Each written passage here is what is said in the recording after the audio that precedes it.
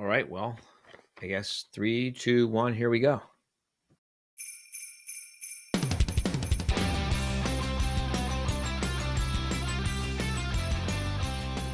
Welcome to 12 Days of Law Firm Growth, the show for law firm owners who are serious about growing their business, maximizing profits, and reaching their true potential. And now, let's get started.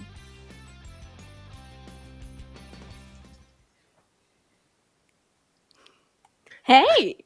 Hey, that transition, I never knew how to do that transition. So listen, I think we have a new audience. We've got something like 3,000 people so far now in the audience, but I think most of them have no idea who I am. I think they don't know who you are. So let me just get right to it and talk about what's in it for you so you can decide if this show is something you want to invest the next, I don't know, hour listening to or not.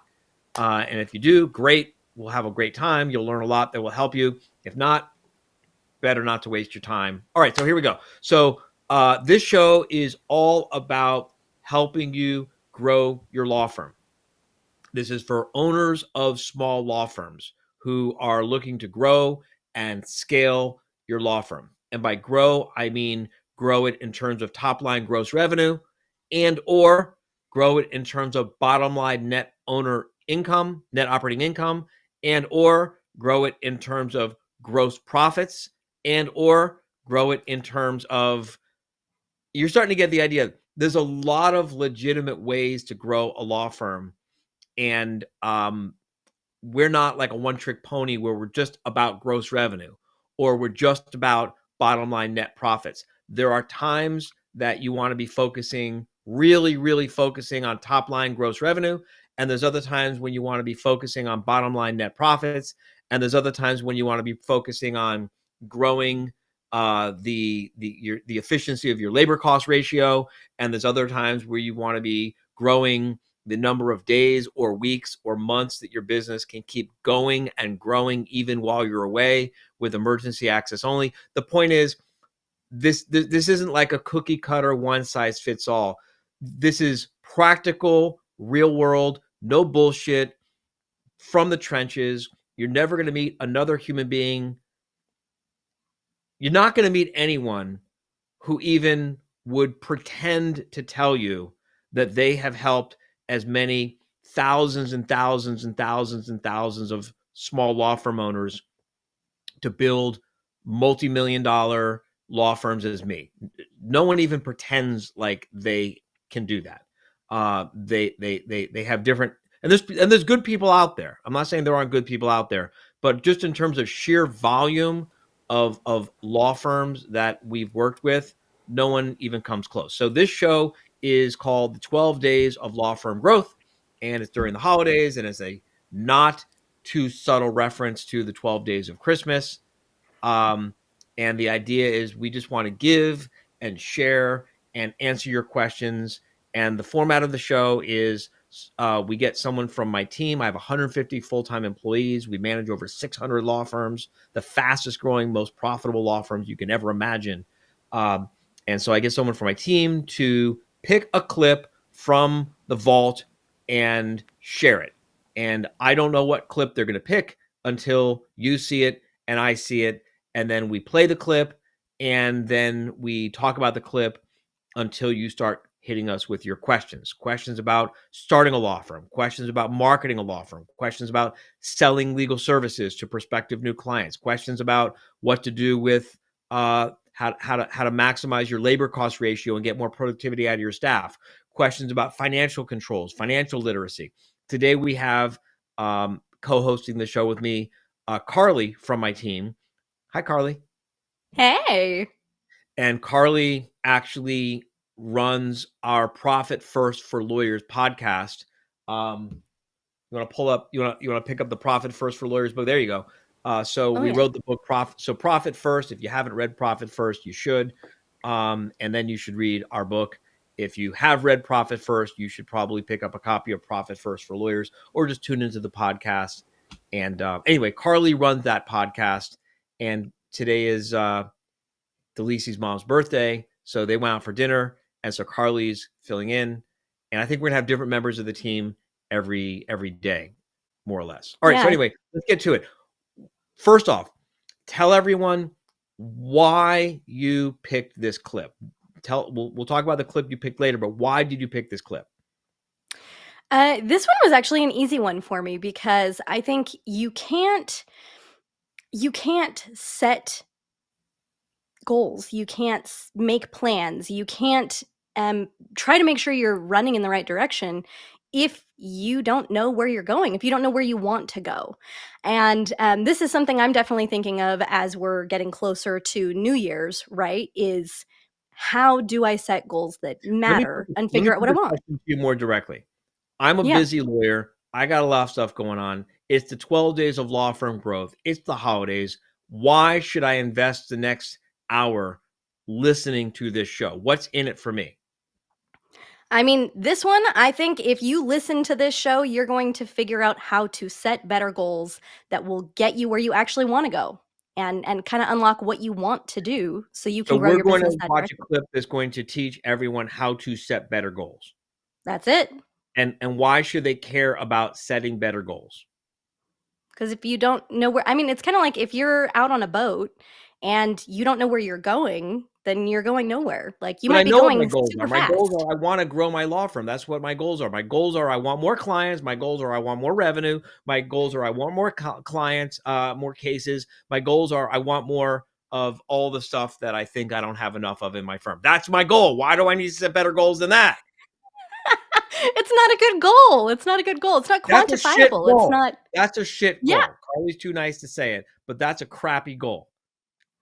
That's a crappy goal. If that's as good as your goals get, then great news. We're going to help you make better goals that are trackable, goals. Anyway, I don't know what clip we're going to show, but I know that most struggling law firm owners that we run into, if you're having problems with leadership, if you're having problems getting your team to really go in the same direction, there's a really good chance that you may not have invested enough time to really work through, clarify, and communicate proper goals. Dreams, aspirations, wouldn't it be nice? Wish lists, not the same as an actionable, practical, workable goal. So, this you could have picked any clip. There's 100 clips you could have picked. Which one did you pick? Oh, this one I'm excited about. Do we want to tease a quick screenshot of this one here? Oh, that's All right, definitely John. a boat. I know that. That's me out on The Office. Yep. That is 2021. Yes. 2021. That's Yep. out on The Office. The boat is called The Office. Allie, Jimbo, and Aaron, we went out for dinner. Well, me and Jimbo went on the boat. We spent the whole day out on the boat. So here's what happened. Do you have the link to where all those videos are, that whole video series? I don't You personally. should I think get Ops someone does from the though. team to see if they can find that link and put it in the show notes, because there's a 7-part video series that are all. So here's what happened. I said, so the marketing department, the marketing team, they wanted me to do a 7-part. There's 7 main parts of every successful law firm, blah, blah, blah, blah, blah. They wanted me to do a 7-part video going through the 7 main parts of a law firm. And they wanted to do it as like a free kind of resource to promote for a marketing campaign. You get the idea? Oh yeah. And I was like, I have on my schedule, I'm going out on the boat, and fuck it, I'm going out on the boat. Yes or yes. And they said, yeah, but you need, they were whatever. Anyway, long story short, I said, look, if you want me to do that, that's fine. Send Jimbo with the video camera and he can come out on the boat. And they're like, I'm like, yeah, I do stuff on the boat all the time. I mean, it's called The Office for a reason. And so I said, send him and he'll hang out with me. And throughout the day, I'll get you your stuff. I'll get you your content that you need. on the 7 main parts: on marketing, on sales, on production, on people, on physical plan, on financial controls, and you and your mindset, and blah, blah, blah, blah, blah. So we spent the whole day out on the boat, and we went snorkeling, and we hung out on the sandbar, and we did all kinds of fun stuff, shooting videos What a along the way. hard job.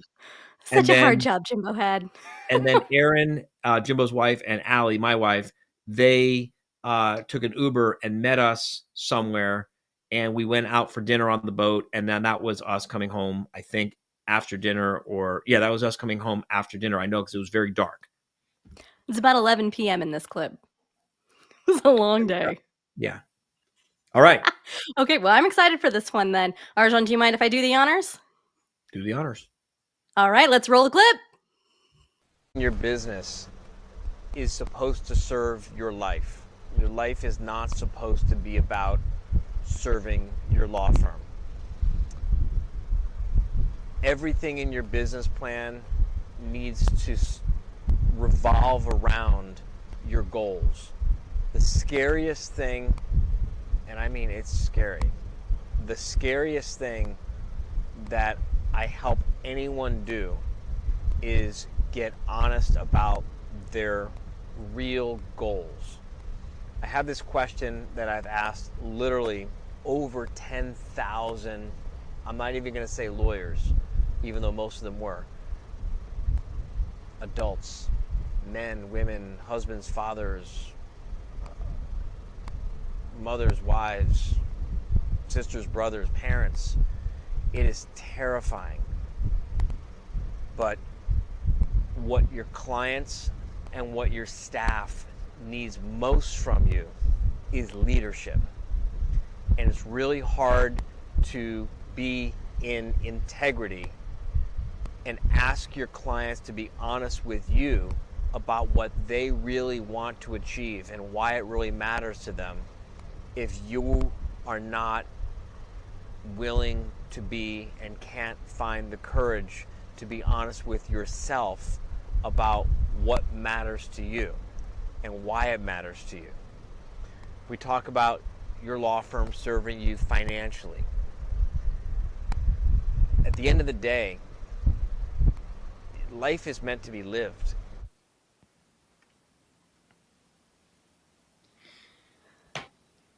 I thought you said it was about goals. It is about goals. It's about setting goals. You can't make a plan if you don't know where you're going. You can't lead if you don't know where you're bringing people. Yeah, I guess I was expecting a clip that was a little bit more didactic, like step 1, step 2, step 3. I was expecting. Well, that's what you're here for. I'm just saying that's what I was expecting. But please make sure you find a link to the whole. There's some really great videos in that whole series. It's like a 7-part series. Yeah. That on law firm management and growth and everything. So so look, we're so goals. What do you want to know about goals? Honestly, I want to know how to figure out. This is such a weird question. Let me see if I can figure out how to say this better. How to figure out what it is that you want, how to dial down, how to distill what you think you want so that you can make it a good goal instead of a crappy goal, right? Not just I want to grow my law firm, but what specifically do I want? Okay. How do you figure that out? Right. So the what you're talking about is the difference between strategic thinking and tactical thinking, right? And most people have very little experience with strategic thinking. Most people spend most of their life doing tactical thinking. They teach us tactical thinking in high school. They teach us tactical thinking in college. Law school is mostly about tactical thinking. There's very little strategic thinking taught in law school. As a first year, second year, unless you open your own law firm straight out of law school, your first probably 5 or 7 years of your career as a practicing lawyer are mostly tactical thinking, not strategic thinking. And so, and this is just a commentary about most people. Very few adults regardless of career, regardless of education, very few adults have any real formal exposure to tactical thinking. I mean, to strategic thinking. So strategic thinking is very simple. Strategic thinking is a theory about a theory about preferences. Mhm. All right. So the way it goes is like this. First, you sit back and you survey all of the different possibilities. Yeah. Yeah. Here's all the different possibilities that are available to me. And then you evaluate each of those possibilities and you figure out which of these possibilities do I think will make the future me the most happy. Hmm. You got it? Yeah. So I am doing this in service for my future self. The person I'm going to be 10 years from now is counting on the person I am today to make the right decision, to give Yeah. him, speaking of myself, deliver to him a better future, right? Yeah. So the person I am today looks back at the person I was 10 years ago, and I'm like, thank you so much for choosing the things you chose to give me the life I get to enjoy today. So strategic thinking begins with taking inventory of all of the different possibilities. Got it? Mhm. Yeah. Problem number one, most people are not aware of all the possibilities. Problem two, most people have never been taught or given permission that it's okay to choose which possibility you want, Mm. right? So think about all the different possibilities in front of you right now for 2024. Think about all the possibilities. We're going to edit that part out. Think But about for the future, yes. for the future, right? I'm gonna do it again though. Think about all the possibilities available to you for the next 24 months. It's the holiday Mhm. season. You should be thinking. Everyone should be thinking right now about where we want to be 12 months from now, right? This time next year, where does your future self want to be, right? Which of these Yeah. future selves do you want to be stepping into the shoes of 12 months from now, right? So Yeah. just for yourself, let's just think about all of the different possibilities that are available to you, Carly. And if anyone in the audience wants to do this, post something, post your question. I'd be happy to do this for you too. But until I get a question about marketing your law firm, improving the sales conversion rate of your law firm, improving client service in your law firm, improving the profitability of your law firm, improving gross revenues of your law firm, recruiting, financial controls. Until I get a question and I can't read because I don't have my glasses on, I you're got going to you. read the question. I'll just talk with you. All right. Okay. So think about all the range of possibilities. What are some of the possibilities that you see available to yourself? Let's say 12 months from now. We're talking about professionally? Just all the possibilities. Sure. Okay. Let's Sure. just stick to So, professionally because we're on a live Facebook, YouTube, LinkedIn, whatever feed with thousands of people. We don't need any creepy, weird people hearing about your personal goals. Let's just talk professionally. right. Um, let's see. Possibilities available to me. Well, number one, I could find a new job altogether. That's I right. don't see that that's going You to could, happen, no, but that's a but possibility you could. for sure. I could. What if we were to examine that possibility? And what if you were to examine that possibility? And what if you said, wow, that is a realistic possibility for me that I could become a professional, I'm making this up, a professional singer. Yeah? Yeah. And then we go through all the other possibilities. Mm-hmm. And out of all the other possibilities, you believe that if you were to become a professional singer, that would bring you the most joy, the most happiness, the most contentment, the most fulfillment. That would please you the most. Yeah. If we evaluate all the different possibilities and being a professional singer is the one that you believe will make you the most happy, that's what you should do. And what kind of a shitty leader would I be? What kind of a horrible employer would I be if I didn't help you evaluate all of the best possibilities for you and then encourage you to do what's best for you?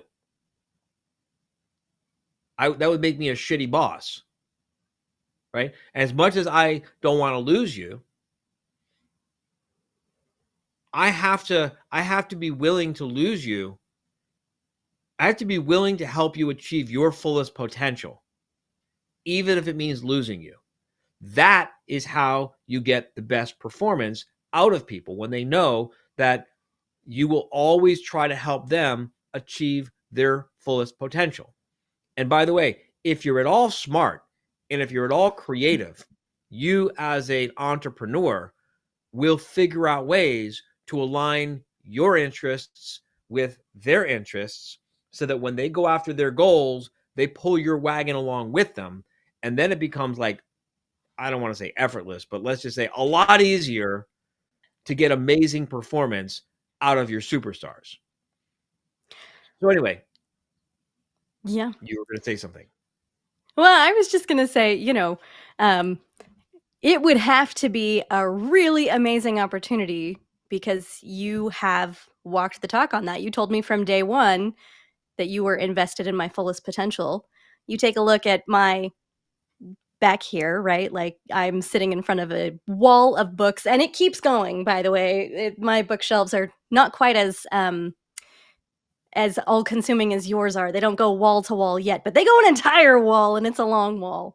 And I now get to do your book launch projects. We launched Profit First for Lawyers as a kind of a team effort.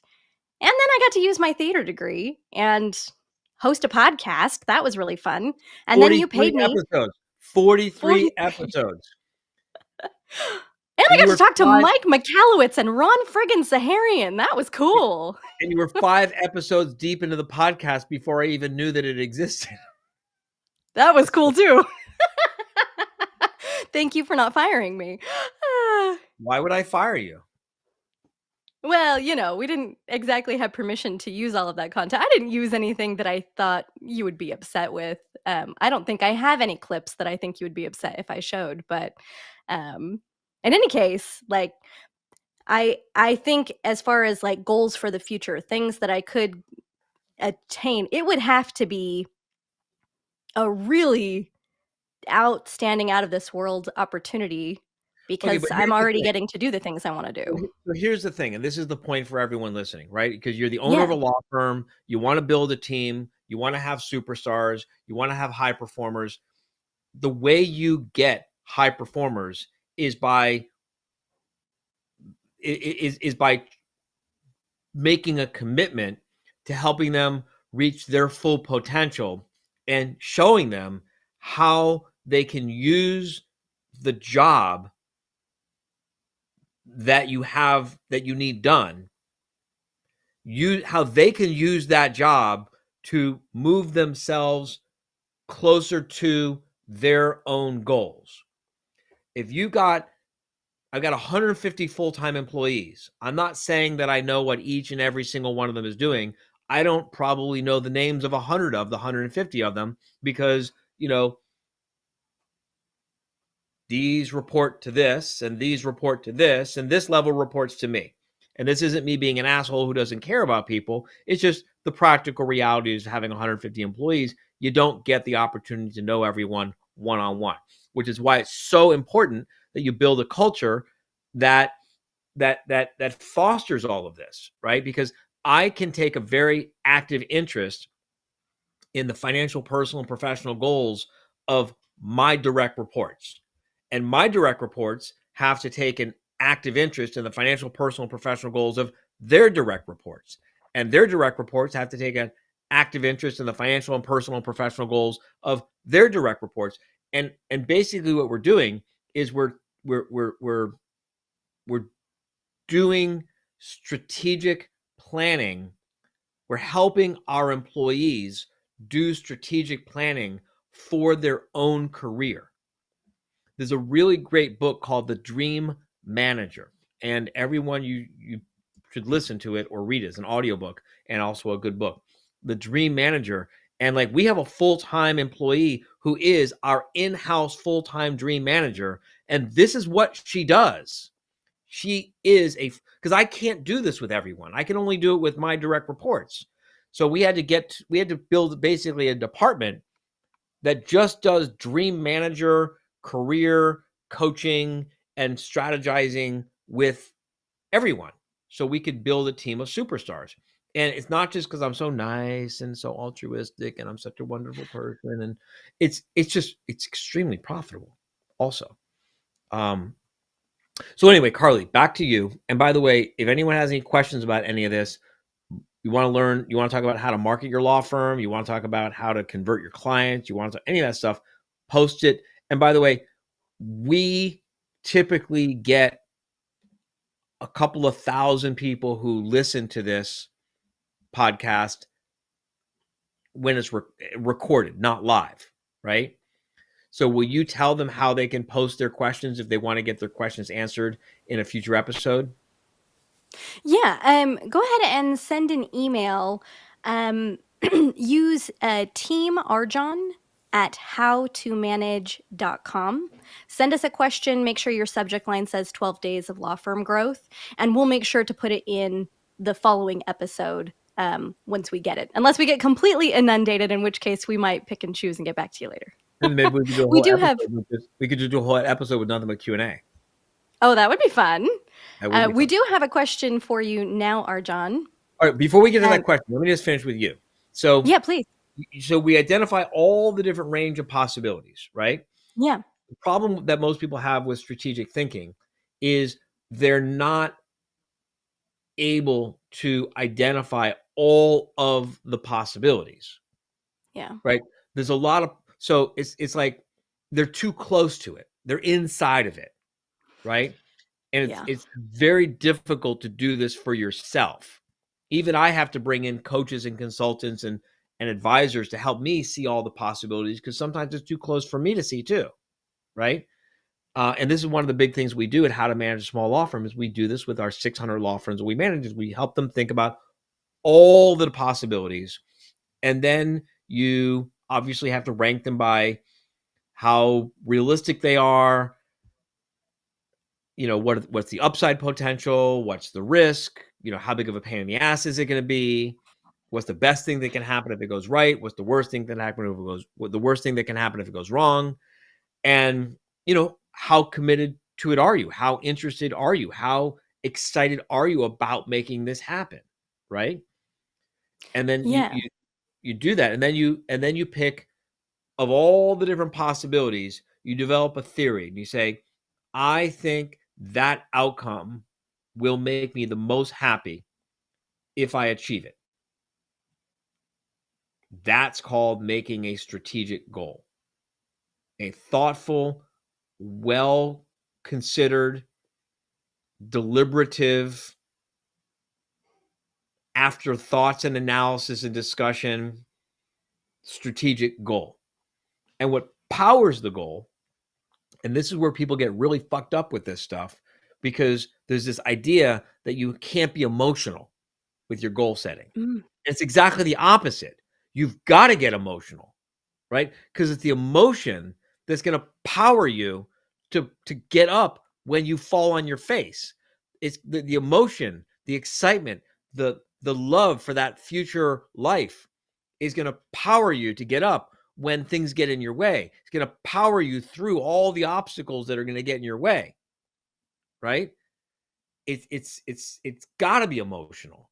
The problem is when you don't really think everything through and you just grab the first thing that you see and you're not really emotionally vested in making it happen, well, then something goes wrong and you just quit because, Mm. you weren't really emotional about it in the first place. I think I might be having a light bulb moment here, Arjan, because one of the first things that you ever asked me, we did a Team Arjan kind of in-person meeting in the early days when I first started for you. And you asked me, what do I want? And I said, I would love to have X amount of dollars. I don't remember how much I told you, but X amount of dollars in my savings account. And you told me that's a completely arbitrary number that you just pulled out of your butt. Well, you didn't say it quite like that, but I'm editing. And that's not a good goal, and get a better goal. And I have been chewing on that literally since then.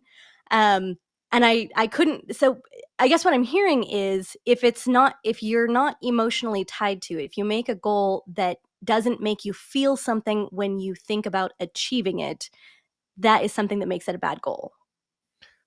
I'm going to say it a little bit differently. Okay. And this is why people don't like to do this. If you don't, if not achieving the goal isn't really going to matter to you, then it's a worthless goal. Yeah. If it's not really going to matter to you whether you achieve it or don't achieve it, who cares? So let's talk cars. Cars are easy. Houses are easy. Vacations are easy. Domestic services are easy, right? Mm-hmm. I've got something in my back pocket that's not going to be easy for you, but we'll talk about the cars and the houses and the vacations and all that stuff in a moment. But then we'll get to the stuff that I know is going to really motivate you, right? By the way, Okay. everyone, you've got to understand what drives your people. I have 150 full-time employees, and I'm not going to pretend like I know what drives each and every one of them, but the ones who report to me or, in my sphere, I take the time, I invest the time. And by the way, I invest the time, again, not just because I'm such a nice person, but because I want to get great performance out of them. So you can watch. This is literally going to happen in live action right here, right now. So what kind of car do you drive? It's a Toyota RAV4 hybrid. Okay. And if money were no object, what car would you drive? Probably this one. I like my car. Right. So getting a better car doesn't really matter to you. So if we set a goal that if you accomplish these key performance indicators as a bonus, we will help you get a different car. It doesn't matter to you. You don't care, right? No. So I see where this is going, though. So when the first obstacle happens, when the first time you fall on your face, when the first time you get knocked on your ass, when the first time there's a problem, how much are you really going to be driven to get that key performance indicator, to get to that KPI, so you can get this car that you don't really care about one way or the other? Not terribly. Not very, right? Exactly. Okay, so now let's talk about domestic services. Do you have a housekeeper? No. Okay. Why don't you have a housekeeper? Oh, I haven't invested in it. Okay. Why haven't you invested in it? I know what you earn. I know you can afford a housekeeper. Why don't you have a housekeeper?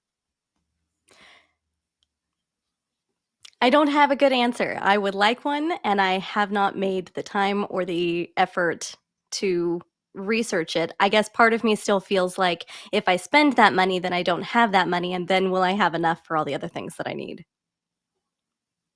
I talk myself out of it. Would you like to know the real reason you don't have a housekeeper? Yes. Okay. Does your sister who lives next door to you have a housekeeper? No. That's why you don't have a housekeeper. How are you going to explain to her why you have a housekeeper and she doesn't? She has a whole bunch of reasons and stories and explanations and rules that make it make sense for her to not have a housekeeper, right? Yeah. And you have agreed with her. There's another word that I'm looking for. You have agreed with her.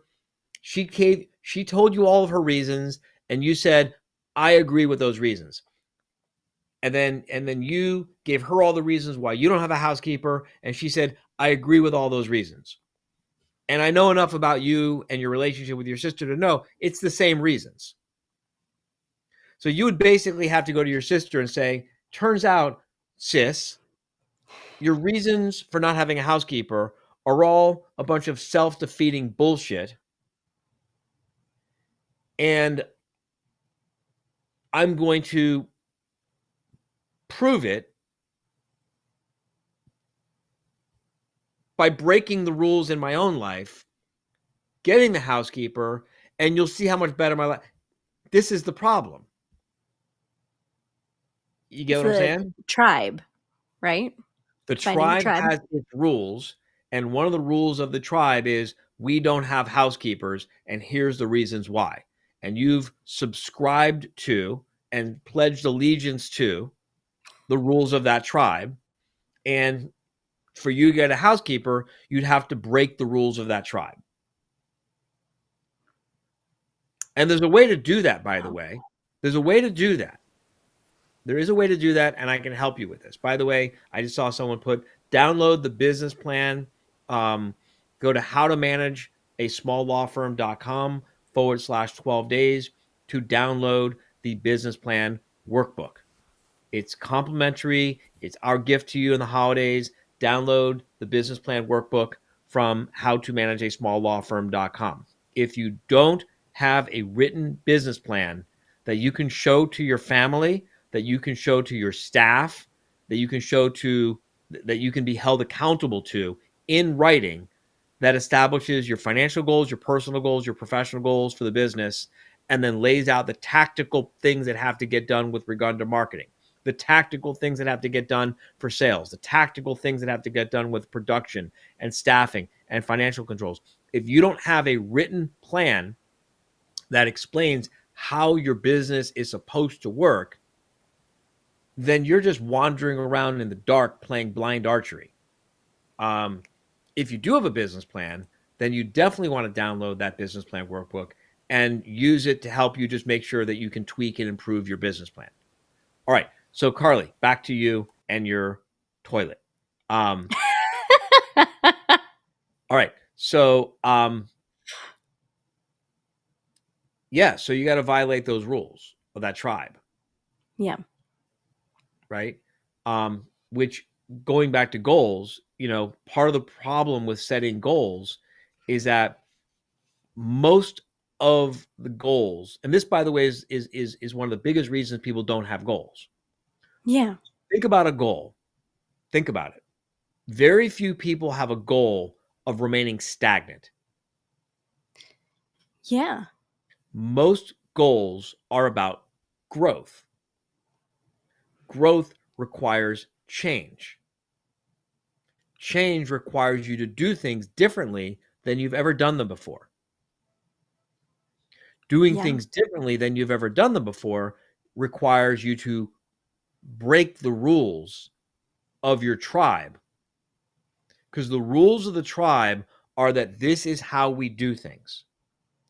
And if we keep doing things this way, if we keep following the rules of the tribe, we're going to keep getting the same results. And what we want to do is get very different results. If we want to get very different results, we can't follow the same rules that keep producing the old results. We got to break those rules and follow different rules. We may have to join a different tribe.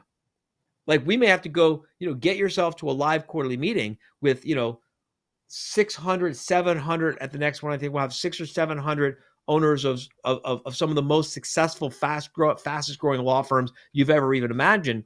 Their rules probably aren't the same as the rules of all the lawyers who are sitting around your local bar association, complaining about how stagnant their business is and all their problems. So which tribe do you want to belong to? The tribe that's got a bunch of rules that keep everyone stuck, or the tribe where the rules essentially force you to keep growing, right? So yeah. So there that's you are. Great. Sorry? Oh, I was just going to say, yeah, that's a bit of an epiphany today. Um, I'm realizing some things right now. Thank you, Arjan. That was helpful for me. I think we had a question too from Erica that kind of ties this in. Well, that's not the one I was thinking of. Do we have the one, Erica's question? Where's that one? What do my personal goals have to do with my business success? Can you explain that a little bit more? How do you tie your personal goals into your business's goals, your business's success? Well, look, your business exists to serve you. You do not exist to serve your business. I've had this conversation with literally thousands and thousands and thousands of lawyers. And I can quantify that number, by the way. And the question, and the conversation basically is they think of their business like their baby. And it's natural, right? It's natural to think of your business. It's natural to start thinking of your business like your baby. You can put that question another way. It's kind of distracting me. You can. It's natural to think of your business like your baby, but the problem is, it's a very unhealthy way to relate to your business if you think of it like your baby, right? Mm-hmm. So think about it, Carly. What wouldn't you do for your daughter? Nothing. There's nothing I wouldn't do for her. What would you do for your daughter? Anything. You wouldn't. There's nothing you wouldn't do, and there's everything you would do, right? Yeah. Yeah. You would suffer for her. Yeah. You do suffer for her. If it was, yeah. You sacrifice, you struggle, you do all kinds of things for your daughter, right? Yeah. And when she grows up, what do you expect in return from her? Nothing. I nothing. hope she will have a good life. But you expect nothing in return from her. You're not making this investment in her well-being so that she can give you a return on your investment. No. Okay. When you think of your business like your baby, that's the nature of the relationship that you're setting up. You're setting up a relationship where you sacrifice and you give and you work and you give because you love it and you want it to grow and stand on its own 2 feet, and you expect nothing in return. That's being a parent. That's a horrible model for a business, right? But that's exactly how struggling law firm owners are thinking about their business. They sacrifice for the business. They take pride in how much they sacrifice for the business. They're willing to work long hours for the business. They take pride in how hard they work for the business. And they don't actually have any real expectation of an ROI because they think of their business like their baby. Your business isn't your baby.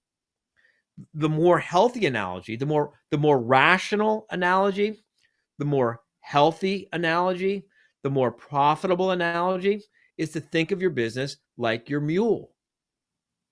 Think of the relationship that a farmer has with their mule. Why does a farmer have a mule? It's to have him till the field or to do work. Labor. Yeah, to do work. Right?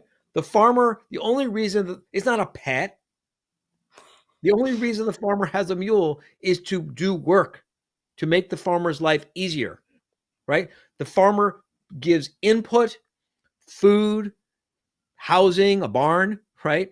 Mm-hmm. Medical care. The farmer takes care of the mule so that the farmer can get work from the mule. You want to, that's the relationship between a farmer and a mule. That is a healthier, it's a more rational, it's a healthier, it's a more honest relationship to have with your law firm. If you're having a relationship with your law firm, if you're having a relationship with your clients, if you're having a relationship with your employees, like a parent-child, it's a dishonest relationship. It's not an honest relationship. As much as you want to flatter yourself and say, oh, we're family, you're not family. You're a team. You're not a family in a business. Carly is not my family. Carly's on my team. Teams win together, teams lose together. But you got to earn the right to get on the team. You got to earn the right to stay on the team. And I, as the leader of the team, owe it to the rest of the team not to allow someone to stay on the team unless that person's contribution to the team makes it more likely that all of us are going to win. Otherwise, who wants to be on a team if you look around and the leader of the team is letting a bunch of people stay on the team who are making it harder for the team to win? That's where you get all your A-plus superstars defecting and quitting because they don't want to be carrying a bunch of dead weight. I don't even know how we got sidetracked on that. I was going to say, but we were talking about personal goals connecting, relating to your business goals. Look, so your business is there to serve you, right? You have financial goals. You have personal goals. You have professional goals. You have financial goals. How much net operating income does the business have to generate for you to live the way you honestly want to live? Not how much you'll settle for, not what you can put up with, not a list of all the things you can do without. How much net operating income, how much total owner benefit? That's your K1, your W-2, and all the expenses that your tax strategist should help you run through the business. How much total owner benefit does the business have to generate in order for you to live the way you honestly want to live your life? Financial goal. Personal. How many hours do you want to work in the business? How many hours do you want to spend in the barn with the mule? Right? If the answer is, well, I'm willing to work 50 hours a week. I understand you're willing to work 50 or 60 hours a week. And some weeks you might have to work 50 or 60 hours a week. The question is, what do you want? Is that the goal? Is the goal to work 60 hours a week? Or are you simply willing to work 60 hours a week if we fail to achieve the goal? Or are you willing to work 60 hours a week for a little while so we can achieve the goal of being able to have more freedom, more personal freedom? Financial goal, personal goal. Now we get to the professional goal. What positive impact do you want to have in the world? You started your law firm because you wanted to make a difference in the world. You started your law firm because you want to help more people. I don't think anyone started a law firm without the goal of, at least part of the goal being, I want to make a positive impact on the world. I want to help this type of client, or I want to change this area of the law, or I want to use the practice of law to make this change in society, right?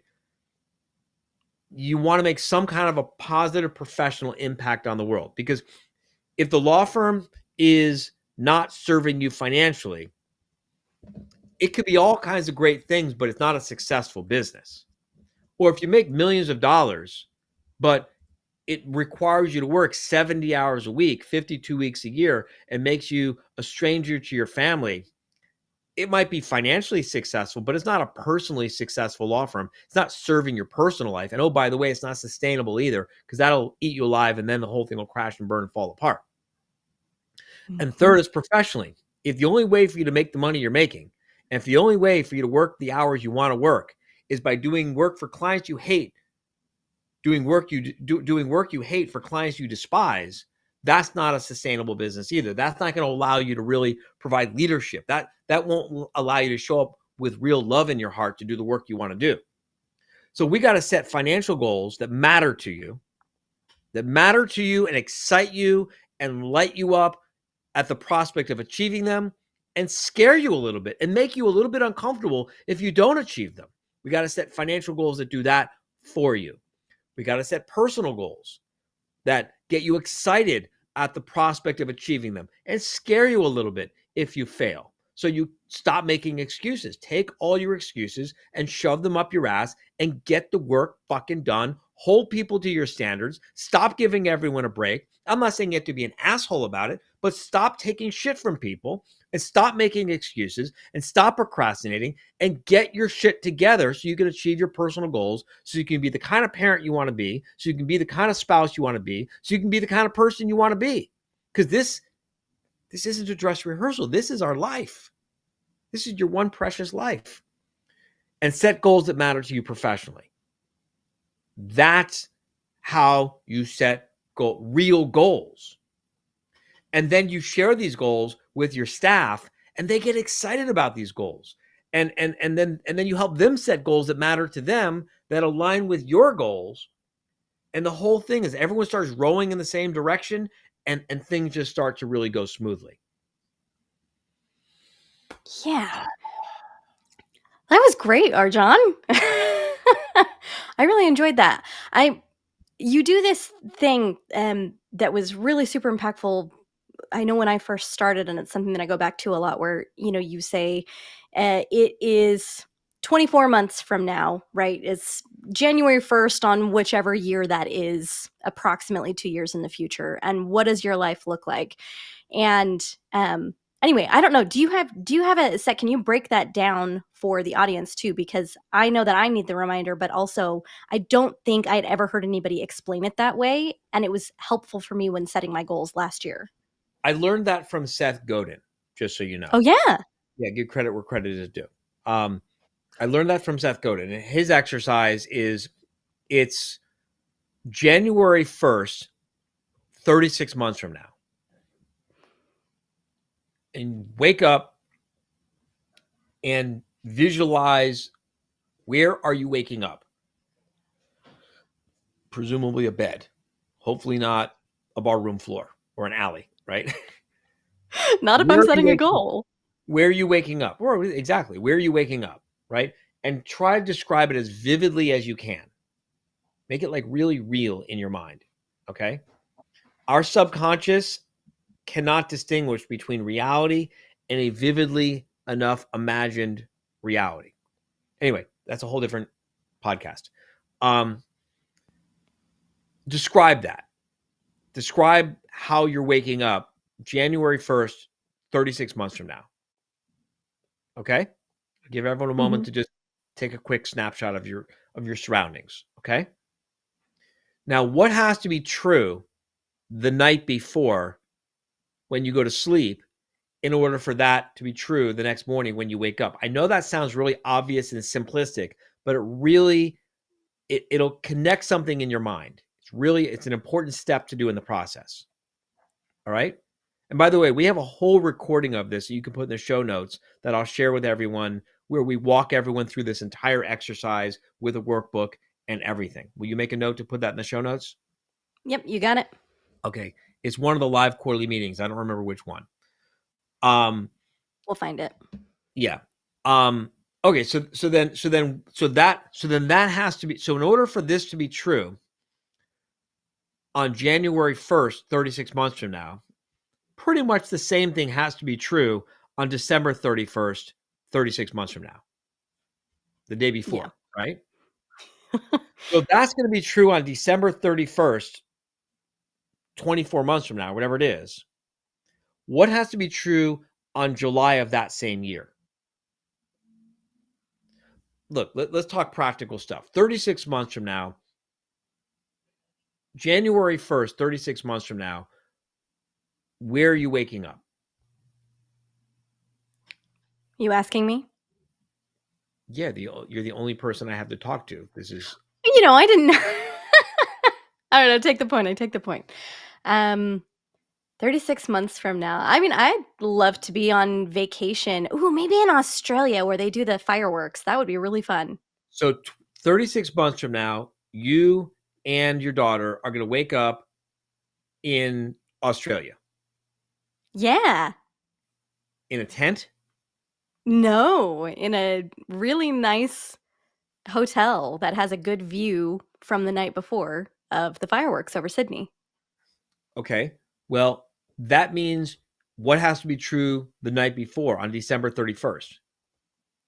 Means we have to be in Sydney, Australia, checked into our hotel room, and I have to have the time off work. And let's just stay with you have to be in the hotel room. Right, yeah.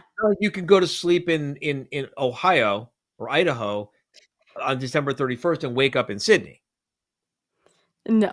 So in order for you to wake up in that hotel room on January 1st, you have to go to sleep in the hotel room on December 31st. Right. Yeah. What has to be true 6 months before in July of that year? I have to have the hotel room booked. Well, probably that has to be a year in advance, but I have to have the flights booked. But hold on. but whether you book the hotel room 36 months in advance, 24 months in advance, 12 months in advance, what has to be true is that 6 months before, that room had better be booked. Yeah. So Yeah. when we're taking inventory of July 15th of that year, and we're taking inventory of all the things that have to be true, one of the things that has to be true is that hotel room had better be booked. Yeah. The Yeah. airline tickets had better be purchased. The time off from work has to be arranged. Mm-hmm.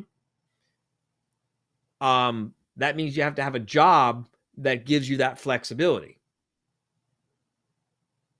Yeah? Yeah. Oh, yeah. All right.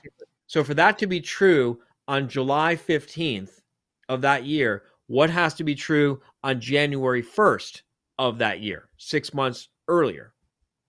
Well, I think I need You better to already be have in a that job. job, because it's unlikely you're going to Right. get a job and say, hey, by the way, I know I've only been on the job for 6 months, but I'm taking off 3 weeks to be in Australia. Because what are you going to do? Fly 24 hours to Australia and turn around and come back the next day? That's not going to happen. No. So you Yeah. better already have that job on January 1st of that year. Mm-hmm. Yeah. And I better have, again, the hotel better have my name on it at the very least. Probably And need I to better get the have, hotel room booked at least a year in advance. I agree. yeah. And I need to have enough in my travel account, or be To pay for it saving all. enough in my travel account to pay for it Yeah. all. Right. Means you have to have a budget. Yeah. Are you seeing where I'm going with this? Yeah. You look at all, going back to the idea of strategic planning, right? You could wake up 36 months from now on January 1st in Sydney, Australia. You could wake up Mhm. 36 months from now on January 1st in Hong Kong. You could wake up January 1st, 36 months from now in, I forgot the name of the town you live in Idaho. Boise, Idaho. You could in Boise, Idaho, right? Mm-hmm. These are all within the realm of possibilities. You know where else you could wake up January 1st, 36 months from now? Hmm. You could wake up in a tent. Yeah. You could be camping.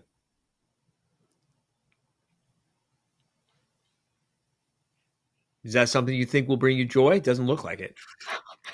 I hate Okay. camping so Well, there you go. much. See? But it is a possibility. Yeah. It's just not a possibility that you theorize will bring you joy. Yeah.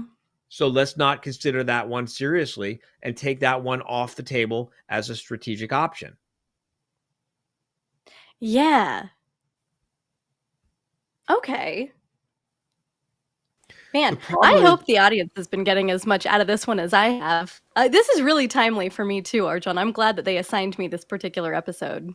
Well, I got to do this one yeah. and pick this particular clip, obviously, but I'm excited that I got to be here for this. So look, so if Sydney, Australia is going to be it, right? Yeah. Now you can start thinking about the tactical plans. Now you start making some tactical plans, right? Now you can start working on a tactical plan that connects you from today to January 1st, 36 months from now, that achieves that outcome. You get what I'm saying? Yeah. So for example, you could decide to spend half the month of December and half the month of January in Sydney. Well, that would require you to have a job that gives you that kind of flexibility. Well, that dictates what kind of job you need to be working towards and developing between now and then. Yeah. It might be nice if you had a job that paid you to go to Sydney.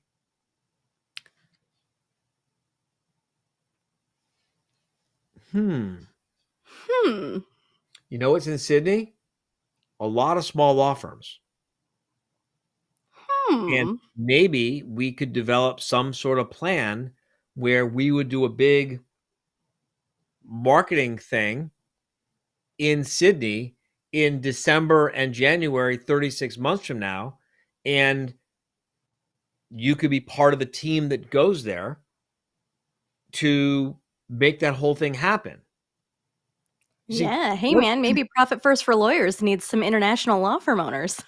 once you start taking strategic planning seriously, instead of just giving it lip service like most people do, once you really understand what it is and take it apart and start taking it seriously, you start seeing all kinds of possibilities. Yeah. Right? I mean, there's no reason why you can't figure out a way to get how to manage a small law firm and or Profit First for Lawyers to pay your way to Sydney 36 months from now. All you have to do is develop a business plan and a model and show us how we're going to get a good ROI. And you got 36 months to put this whole thing together. Holy crap. 36 months is a long time to get something done. There's no reason you couldn't do that if you're emotionally vested in making it happen. If it's just a passing fancy, if it's just a flight of fancy, if it's just a daydream, then you're not going to be willing to do the work to make it happen, which is okay. But the problem is what people do is they say they're making goals, but the goals aren't anchored in something that really means anything to them. And so they don't really get after those goals. And so, of course, they don't achieve those goals. And then they say, goal setting is pointless. This is all meaningless. I don't have control over anything. And the problem is they just never anchored their strategic goal into anything that mattered enough to them to take all their excuses and shove them up their ass and get it done. Yeah. We do not have a lot of questions on this show. I don't know. Maybe we got a lot of people. Sorry, we have some additional questions here. Oh, I'm not. Pardon me. Okay, My goodness. I'll answer a few more questions and then I'm going to go. I can't read that, by the way. Let me read this one for you once I get this frog out of my throat. So I'm starting to outgrow my office space, and the lease is ending soon. I'm debating between getting more space or switching to a hybrid/remote model. Do you have any thoughts on these options? Well, the question would be to stay in keeping with the strategic planning, strategic goal setting is, where do you think you want to be 36 months from now?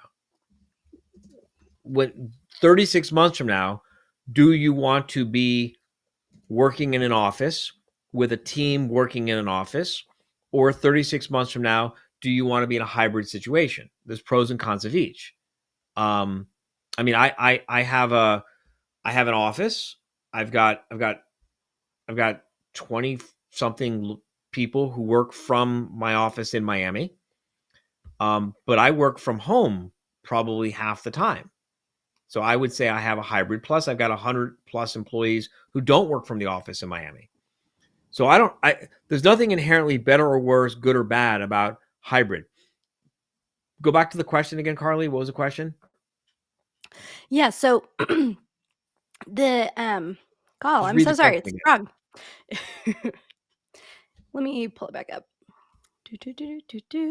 I'm starting to outgrow my office space, and the lease is ending soon. So I'm debating between getting more space or switching to a hybrid/remote model. Dear heavens. Any thoughts on these particular options?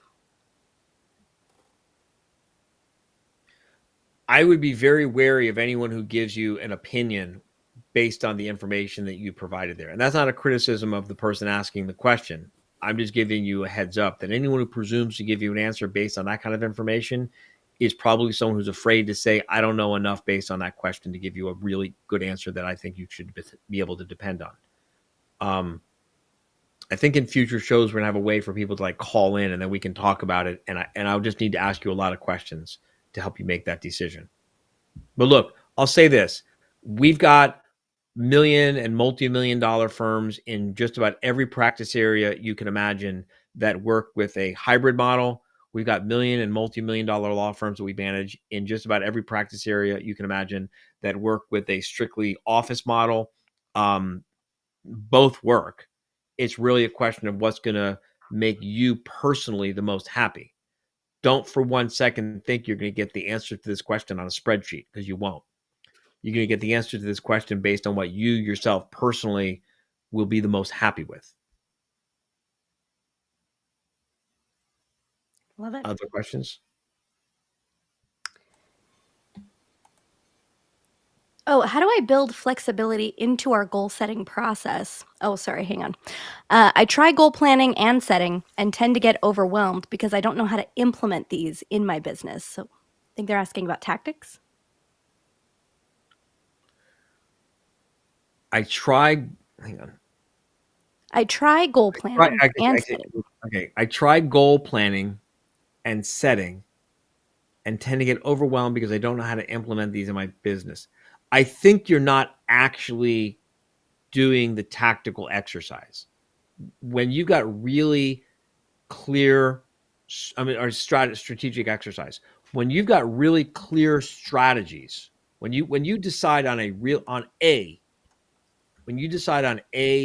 really clear strategy, the tactics become pretty simple and even obvious most of the time. And then it's not overwhelming. I think what might be overwhelming you, what I suspect is overwhelming you, is that you have fuzzy tactics. And I think the reason you might have fuzzy tactics could be that you don't have a clear strategic goal. I suspect you didn't invest enough time really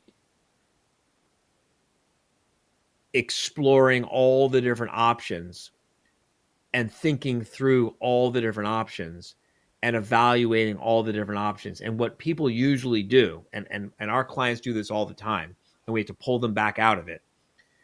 They start strategically, and then they shift right down into tactics in how.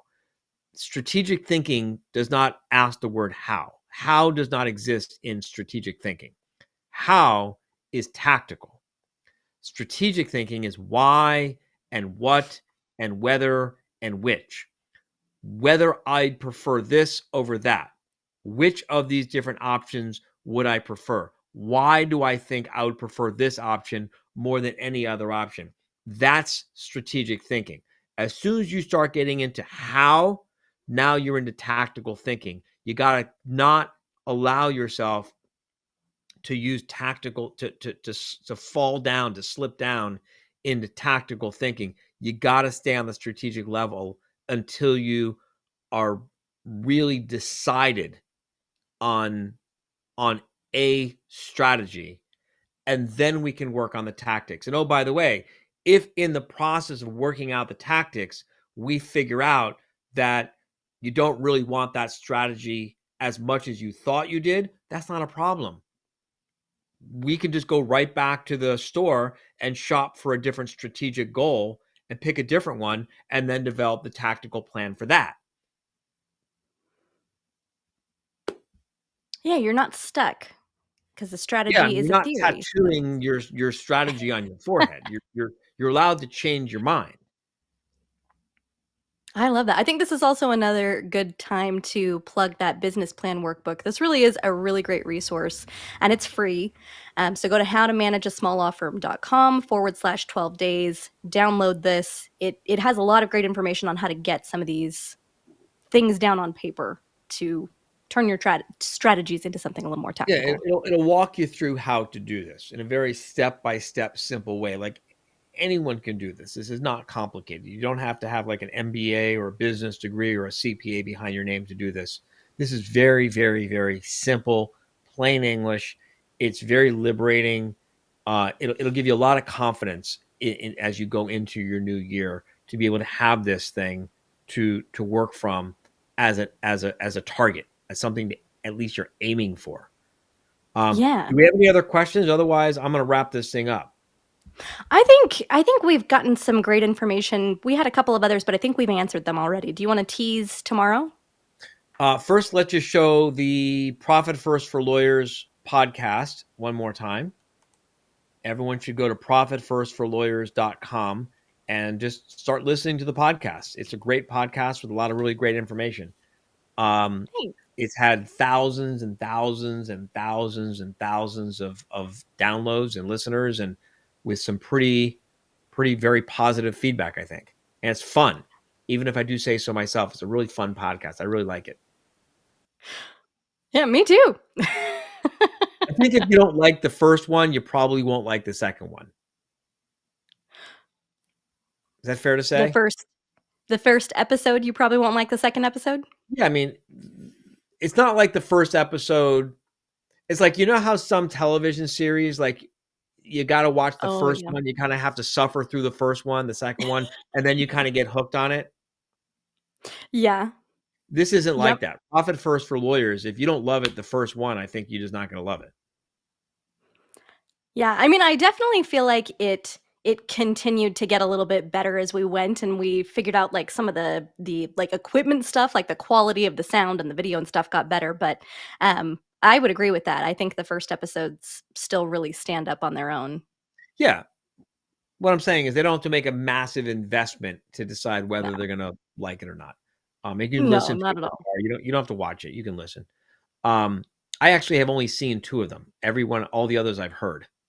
Oh yeah, you watched the toilet one though, didn't you? I watched the toilet one, and I watched. There was another one that I watched. There was something in it that made me decide I wanted to see it. I don't remember what it was, but the rest of them I only listened to.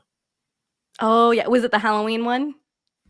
No, Raoul's mask. I didn't see that. I don't know. That surprises me. So anyway, yeah, do we want to tease tomorrow? What are we talking about tomorrow? Do that. Let's tease tomorrow. Tomorrow is going to be more value. We're going to help you make your law firm better, make your life better. The life that your law firm serves will be better if you listen. And hey, write in. And even if you're not live, in the show notes, Carly will put in where you can send your questions, and we'll answer your questions. And if we can't answer your questions in the context of an episode, we can do a bonus episode where it's just live Q&A. And maybe, here's an idea, maybe we could even do an episode where we give them a number to call into, and they can ask the questions, and that way I can clarify and get more details, because some of these questions I don't want to just give them some glib, flippant answer. I want to give an answer that really is practical, that they can put to use. I love that. On the 5th day of Christmas, my friends at How to Manage a Small Law Firm taught me to leave my bullshit at the door. That's tomorrow. That's tomorrow. Wait, let's hear it again. And this is you singing, just so everyone knows. On the 5th day of Christmas, my friends at How to Manage a Small Law Firm taught me to leave my bullshit at the door. Can we play the 1st through the 5th now? I think they're going to end with that one. So you're going to hear it all. All right. I'm going to listen to the 1st through the 5th. They're great. And we'll be back tomorrow live. Thank you, Carly. Same time, same place. Thanks so much, Arjun. This was fun. Thanks, everybody watching.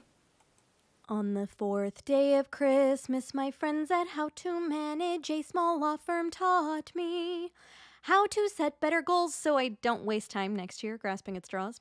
The difference between strategy and tactics, how to defend my standards, and a practical working definition of whether my law firm is successful or not.